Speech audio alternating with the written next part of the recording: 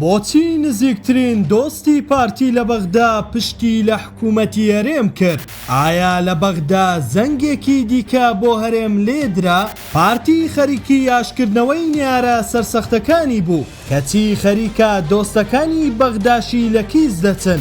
لە ماوەی ڕابردوودا هەریەک لە محەممەد حەلبوسی و مستەفا سەنەد و قەیس خەزعەلی بۆ لێک نزیک بوونەوە داوەتی هەولێر کران. لە کاتێکدا هەرسێکیان لە ڕابردوودا ناکۆکی زۆریان لەگەڵ پارتی هەبووە، بەڵام بە شێوەیەکی لە ناکاو عەمار حەکیم کە دۆستێکی نزیکی پارتی و بنەماڵەی بارزانیە و یەکێک بوو لەو کەسانەی هەمیشە نێوەنگیری و سوڵحی بۆ ئەو حیزبە دەکرد، ڕەخنەی لە حیزبەکانی دەسەڵات و پێشمەرگە گرت. حەکیم لە وەڵامی پرسیارێکدا وتی پێویستە چاکسازی لە پێشمەرگەشدا بکرێت، ناکرێت سەر بە فڵان و فیسار بن، دەبێت بکرێنە نیشتیمانی. هەروەها داوای کرد حکوومەتی هەرێم پابەندی ڕێکەوتنەکان بێت بۆ کۆتایی هێنانی کێشەکان.